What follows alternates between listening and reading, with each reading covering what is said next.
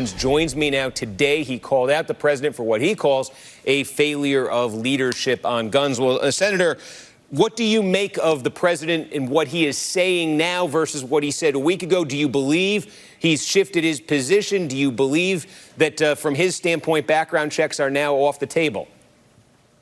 Well, Steve, this is part of the challenge of negotiating with President Trump on any difficult or controversial issue.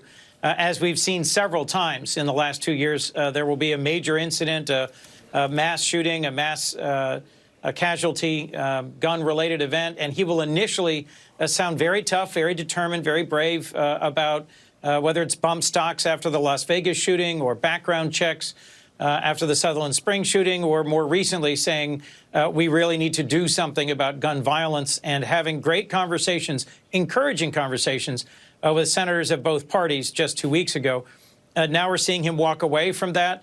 I think it's clear that only with presidential leadership, only with President Trump being willing to stand up to the NRA, will there be enough Republicans in the Senate for us to move something forward. Senator Toomey of Pennsylvania and I are co-sponsoring a NICS Denial Notification Act that would hopefully be a part of a package that would include strengthened background checks, the Toomey-Manchin bill, as well as the so-called red flag law that Blumenthal and Graham have been talking about. I've had conversations with all of these senators in the last 2 weeks. But at the end of the day, only presidential leadership will get this important work done. And from what you just played, Steve, I'm concerned he is once again walking back from an opportunity for real leadership on this issue. Well, we played that clip, too. He said that he's having very meaningful, his words, they're very meaningful discussions with Democrats. You were saying, I think the word you just used was great discussion, great conversation 2 weeks ago. Have there been ongoing conversations? Has there been an ongoing dialogue between Democrats and the administration since then? Yes, I believe there was a meeting last week. I was not able to attend it at the White House with a half dozen legislators. I know there's been outreach by other members of the administration, and I got an update on that yesterday from Senator Manchin. My general sense is that they continue to explore what's possible, what's enactable.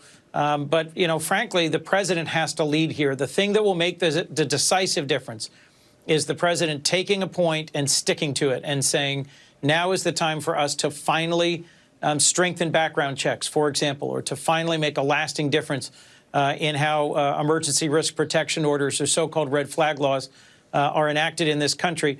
I think we should do nothing less than the Toomey-Manchin bill, which strengthens background checks and adds several other proposed pieces of legislation, like the bill I have with Pat Toomey, that would make sure state and local law enforcement is notified if someone who is prohibited from getting a weapon, a convicted felon, for example, goes into a gun store and tries to buy. It's so-called lie and try legislation, where if you try to buy a gun as a person prohibited, state law enforcement would be notified. We need a strong package of several bills like that that would include the background check strengthening bill. But frankly, what's going to matter most is what position the president finally takes when we come back into session after Labor Day, and whether or not he's willing to stand up to the NRA. Well, where he seems to be right now, to the extent you can discern this, it seems to be more enthusiasm on the president's part for a so-called red flag law. See again what the final readout is on background checks.